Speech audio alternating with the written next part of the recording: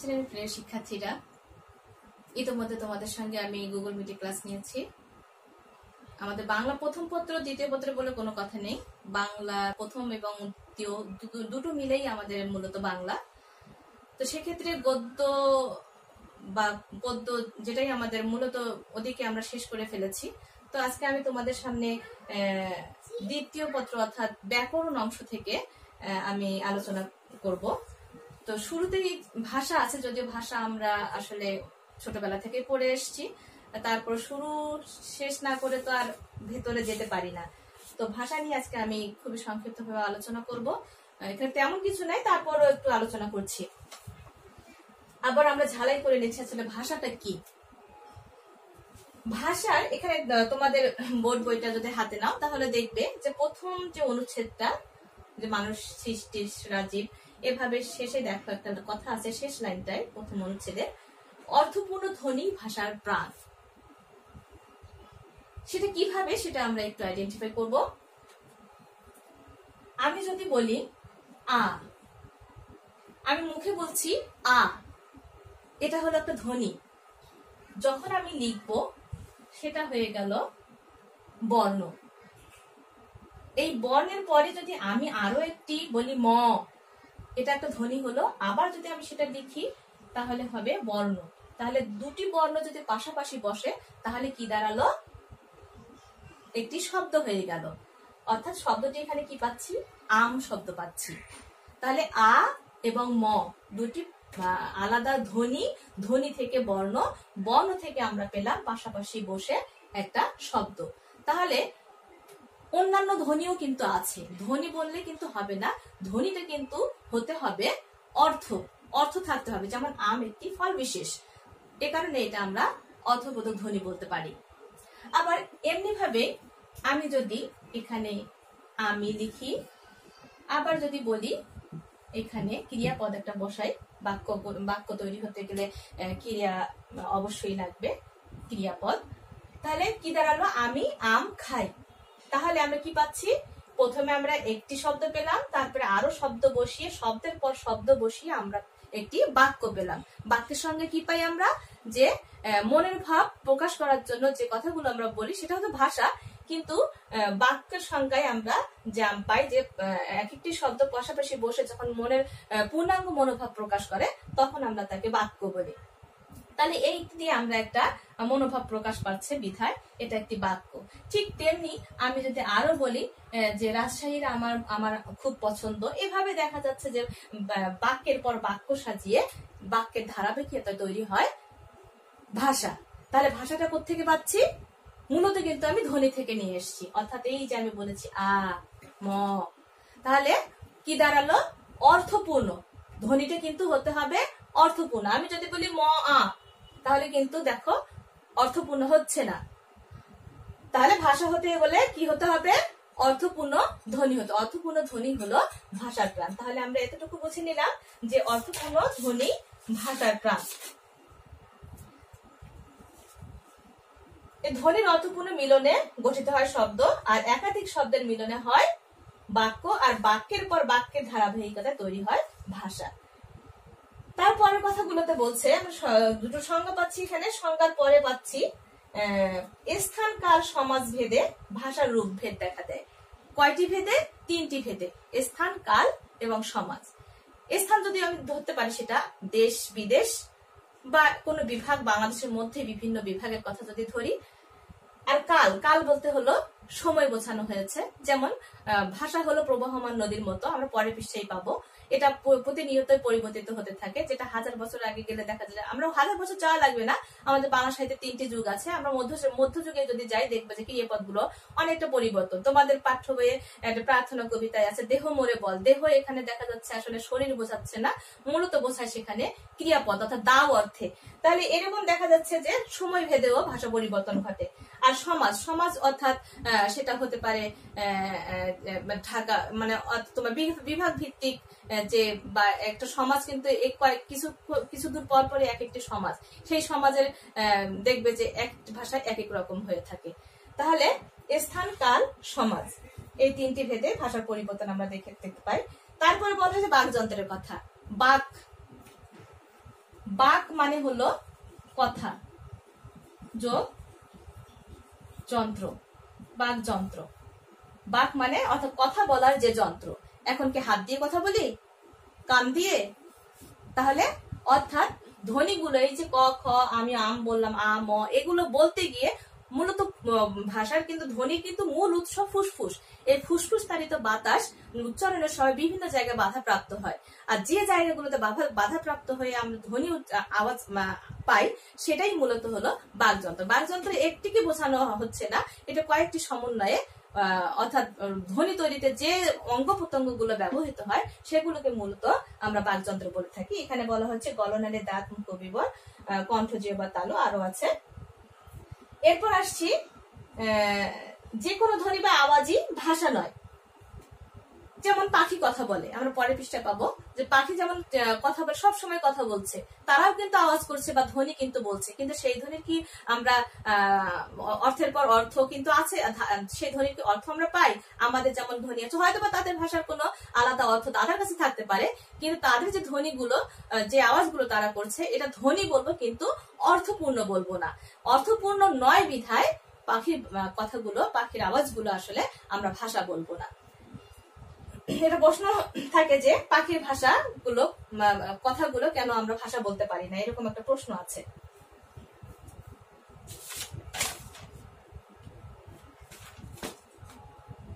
এরপর আবার ওই কথা এসে স্থানকাল সমাজভেদে ভাষার রূপভেদ হয়। পৃথিবীর সব দেশে সব জনগোষ্ঠী মানুষের ভাষা এক নয়, আবার একই ভাষার 1000 আগের রূপ, 1000 বছর আগের রূপ আর আজকের রূপ হুবহু মেলে না, যেটা আমি আলোচনা করলাম। যেমন বাংলাদেশে মনে করা আছে আমাদের বাঙালির পাশাপাশি বিভিন্ন উপজাতি জনগোষ্ঠী বসবাস করে, তাদের ভাষা দেখো এখানে কতগুলো ভাষার কথা আছে, সেগুলো তোমরা দেখে নেবে। অর্থাৎ একই দেশ, কিন্তু দেখা যাচ্ছে ওদের ভাষা কিন্তু আমাদের থেকে ভিন্ন। সেটাই বলা হয়েছে যে স্থান কাল সমাজ, এখানে সমাজ ভেদে দেখো ওদের ভাষাটা আলাদা। তারপরে বলা হয়েছে যে প্রবাহমান নদীর মতো, এটা আমি একটু আগে বলে নিয়েছি। তবে যে ভাষাগুলো স্থির হয়ে গেছে সে ভাষাগুলোকে মৃত ভাষা বলা হয়ে থাকে। অর্থাৎ যে ভাষাগুলো এরকম মানে পরিবর্তিত হচ্ছে না, থেমে গেছে একদম। যেমন মনে করো আমি আমার বাড়ি রংপুর, আমি আঞ্চলিক ভাষায় কথা বলি, সেটা দেখা যাচ্ছে এই ঢাকায় এসে পরিবেশের কারণে আমি সেই আঞ্চলিক ভাষাটা আমি কারোর সঙ্গে বিনিময় করতে পারছি না, বিধায় দেখা যাচ্ছে এটা কালক্রমে আমার মধ্যে থেকে হারিয়ে যাচ্ছে। তাহলে সেই ভাষাটাকে আমি বলবো মৃত ভাষা। তো প্রতিদিনই প্রায় বাংলাদেশ সহ দেখা যাচ্ছে এই যে আঞ্চলিক ভাষাগুলো, এগুলো কিন্তু ক্রমান্বয়ে আমাদের থেকে হারিয়ে যাচ্ছে। তো পৃথিবীতে 3500-এর কাছাকাছি ভাষা প্রচলিত আছে, এগুলো দাগিয়ে রেখো। আর মাতৃভাষা কাকে বলে সেটা আমরা জানি, যে জন্মলগ্ন থেকে স্বাভাবিকভাবে মানুষ যে বড় হয়, তার মায়ের ভ্রূণ থেকে যদি আমরা বলি, জন্মলগ্নের পর থেকে যে কথাগুলো তারা বলতে শেখে, সেটাই মূলত মাতৃভাষা, যেটা বলতে আমরা অভ্যস্ত। তারপর বাংলা ভাষার কোন কোন জায়গায় ব্যবহৃত হয় সেই কথা, সে লাইনগুলো এখানে শেষ দিকে আছে। শেষের লাইনটা খেয়াল করো, পৃথিবীর প্রায় 30 কোটি লোকের মাতৃভাষা বাংলা, মাতৃভাষার বিবেচনায় সারা বিশ্বে বাংলা ভাষার স্থান চতুর্থ। এটা নৈবেদিক প্রশ্ন হিসেবে ইম্পর্টেন্ট। এরপরে আসছে রাষ্ট্রভাষা। রাষ্ট্রভাষা হতে হলে কি হতে হবে? রাষ্ট্রীয় কাজে ব্যবহারের জন্য কোন দেশের সংবিধান স্বীকৃত ভাষাকে ওই দেশের রাষ্ট্রভাষা বলে। তবে রাষ্ট্রভাষা হতে হলে কিন্তু সে দেশের অধিকাংশ মানুষ যে ভাষায় কথা বলে সে ভাষাটাই মূলত রাষ্ট্রভাষা হিসেবে স্বীকৃত হয়ে থাকে। যেহেতু আমাদের বাংলা ভাষা, আমরা বাংলাদেশে আমরা বাংলা ভাষায় কথা বলতে অভ্যস্ত, যদিও উপজাতি আছে তারা তাদের নিজস্ব ভাষায় কথা বলে, সেটাও গুটি কয়েক। আর যেহেতু মানে সংখ্যাগরিষ্ঠ দিক থেকে আমরা বাংলা ভাষায় কথা বলি, আর সে কারণে আমাদের বাংলা ভাষা হলো রাষ্ট্রভাষা। এই রাষ্ট্রভাষা কোথায় দেয়া আছে দেখো, সে এই অনুচ্ছেদের শেষ লাইনে দেয়া আছে, বাংলাদেশের সংবিধানের প্রথম ভাগের 3য় অনুচ্ছেদে লিপিবদ্ধ আছে যে প্রজাতন্ত্রের রাষ্ট্রভাষা বাংলা। অর্থাৎ আমাদের যে বাংলা ভাষা সেটা কিন্তু সংবিধানে তালিকাবদ্ধ আছে, কোন ধারায় আছে সেটা একটা প্রশ্ন এখানে তোমরা দাগ দিয়ে নিও।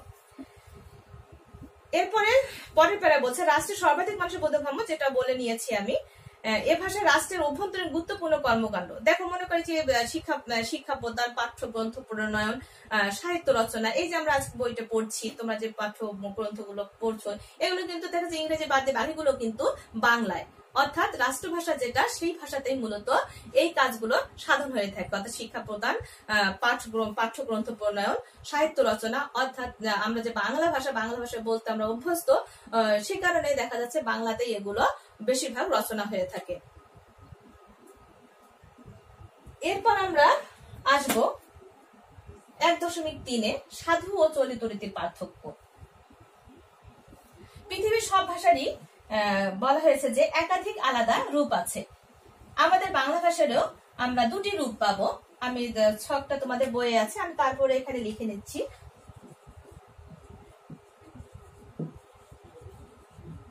বাংলা ভাষা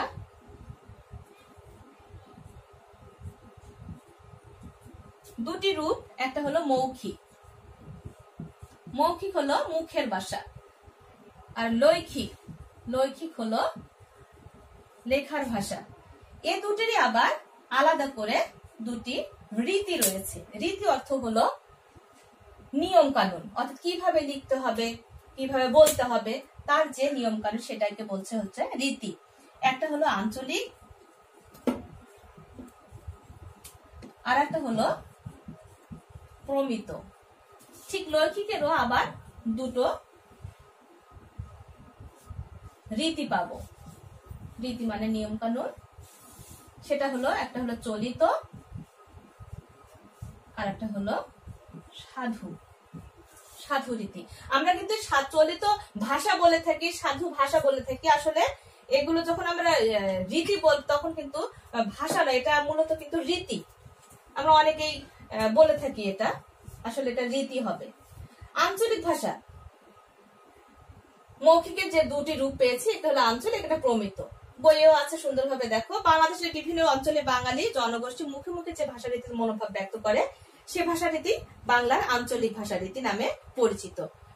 অঞ্চলভেদে বাংলা ভাষার প্রচলিত কথ্য রূপকেই, অর্থাৎ আমরা যদি বাংলাদেশের যে বিভাগগুলো রয়েছে, যেমন চট্টগ্রামের ভাষা একরকম, আঞ্চলিক ভাষা, রংপুরের ভাষা আর এক রকম, বিভিন্ন বিভাগ, আবার বিভাগের মধ্যে কয়েক কিলোমিটার দূর পর পর কিন্তু ভাষা কিন্তু পরিবর্তন আমরা দেখতে পাই।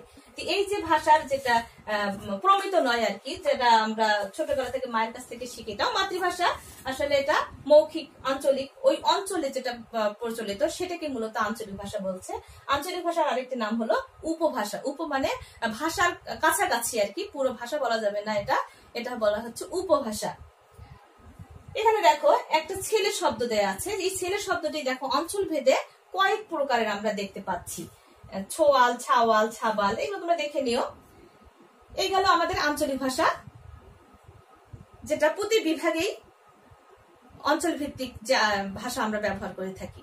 আর প্রমিত ভাষা রীতি বলছে যে ভাষাটা শ্রমসাধ্য, প্রযত্নলব্ধ, অর্থাৎ ভাষাও যে শিখতে গেলে শ্রম দিতে হয় এবং খুব যত্ন সহকারে শিখতে হয়, সেটাই এখানে বোঝানো হয়েছে যে প্রমিত ভাষা শিখতে হয়।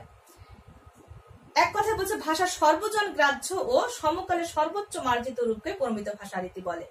সর্বজন গ্রাহ্য অর্থাৎ সবাই যাতে বুঝতে পারে।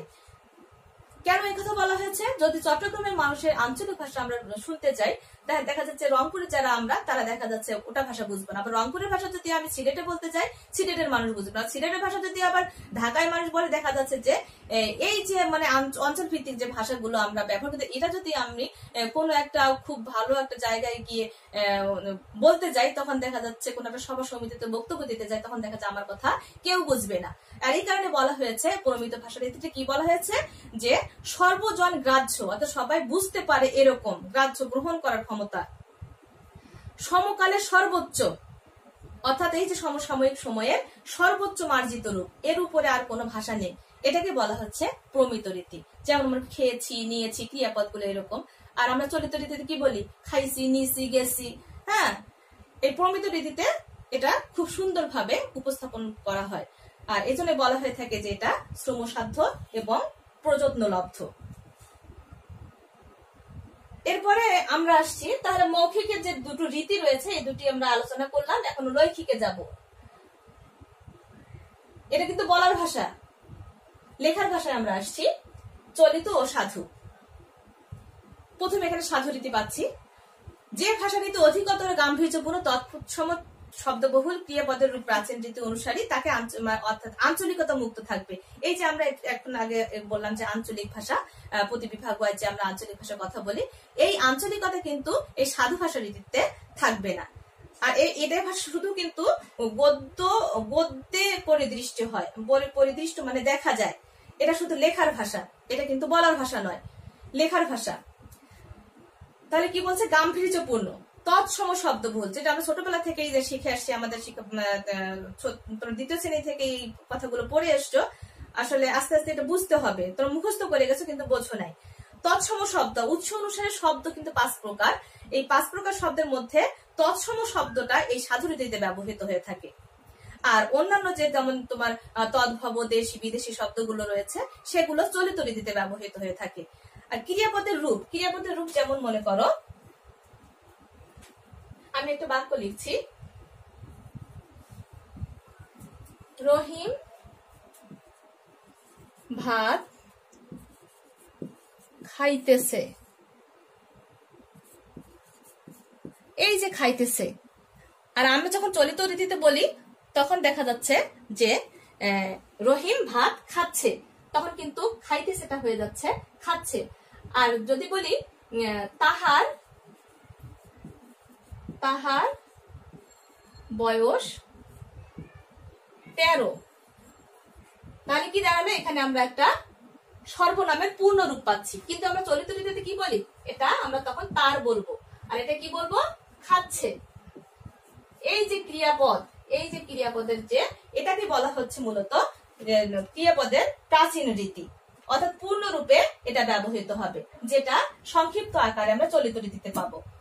তাহলে এই গেল সাধু রীতি। সাধু রীতিতে কোনো আঞ্চলিক কথা থাকবে না।